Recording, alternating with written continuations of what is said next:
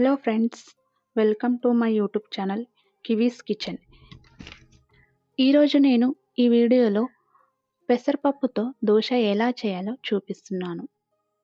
ముందుగా ఒక బౌల్లో ఒక గ్లాసు పెసరపప్పు, హాఫ్ గ్లాస్ బియ్యం, 2 స్పూన్ల మినప్పప్పు తీసుకొని నానబెట్టుకోవాలి. నేను ఇందులో మెంతులు కానీ శనగపప్పు కానీ ఏవి వాడటం లేదు. ఇలా నానబెట్టిన పెసరపప్పు, బియ్యాన్ని మిక్సీ జార్లో వేసి దానికి సరిపడా నీళ్లు పోసి సన్నగా గ్రైండ్ చేసుకొని అందులోనే రుచికి సరిపడా ఉప్పు వేసి పక్కన పెట్టుకోవాలి. ఉదయాన్నే టిఫిన్ ఏం చేయాలో తోచనప్పుడు ఇది ఒకసారి ట్రై చేసి చూడండి. అప్పటికప్పుడు చాలా ఈజీగా తయారయ్యే దోశ. నేను ఇది రాత్రి పడుకునే ముందు నానబెట్టి ఉదయాన్నే లేవగానే మిక్సీ పట్టుకున్నాను. మీరు కూడా అప్పటికప్పుడు దోశలు వేసుకోవచ్చు. ఈ పిండి అనేది ఒక గంట 2 గంటలు నానితే సరి. అప్పటి వరకు మనము చట్నీ చేసుకుందాం. ఇప్పుడు నేను చట్నీ కోసం ఒక కడాయిలో 1 స్పూన్ పల్లీలు, 1 స్పూన్ పుట్నాలు వేసి బాగా వేయించుకున్నాను. అందులోనే కొన్ని పచ్చి కొబ్బరికాయ ముక్కలు తీసుకొని వేసుకున్నాను. ఇది కొబ్బరి చట్నీ అండి. బాగా వేయించుకోవాలి. ఈ కొబ్బరి చట్నీలో పల్లీలు వేయడం వలన చట్నీ అనేది చాలా టేస్టీగా వస్తుంది. మీరు కూడా ఇలా ఒకసారి ట్రై చేసి చూడండి. ఇలా వేయించుకున్న కొబ్బరికాయ ముక్కలు, పల్లీలను మిక్సీ జార్లో వేసి ఇప్పుడు అదే కడాయిలో 2 నుంచి 3 పచ్చిమిర్చీలను, 2-3 వెల్లుల్లి రెమ్మలు, కొద్దిగా జీలకర్ర వేసి పైనుంచి కొద్దిగా ఆయిల్ వేసి బాగా వేయించుకోవాలి.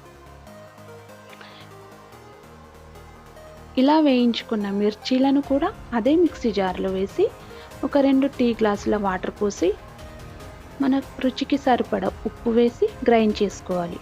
మీరు చట్నీ ఎలా కావాలి అనుకుంటే అలా మిక్సీ పట్టేటప్పుడే నీళ్లు పోసి ప్రిపేర్ చేసుకోవచ్చు.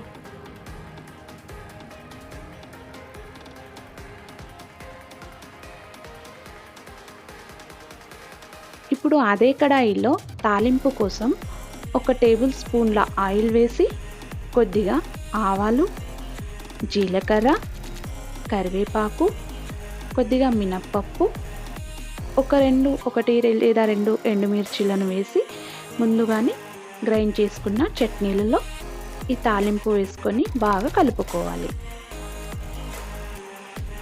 ఇలా కలుపుకొని పక్కన పెట్టుకోవాలి. చట్నీ అనేది రెడీ అయిపోయింది. స్టవ్ ఆన్ చేసి దోశ పెనం పెట్టాలి.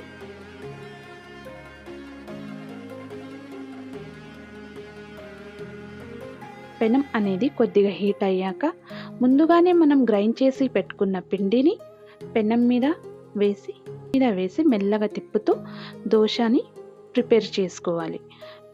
ఏ సైజులో కావాలనుకుంటే ఆ సైజులో దోశను వేసుకోవచ్చు. పైనుంచి కొద్దిగా ఆయిల్ వేసి దోశని బాగా కాల్చుకోవాలి. ఇలా అన్ని వైపులా మెల్లమెల్లగా తీస్తూ దోశ బ్రౌన్ కలర్లో వచ్చాక మెల్లగా చుట్టుతూ దోశను ప్లేట్లో సర్వ్ చేసుకోవాలి. మీరు కూడా ఒకసారి ఇలా ట్రై చేసి చూడండి. ఈ దోశగా మామూలుగా చిన్నపిల్లలు నమిలి మింగేటట్టుగా చాలా టేస్టీగా వస్తుంది.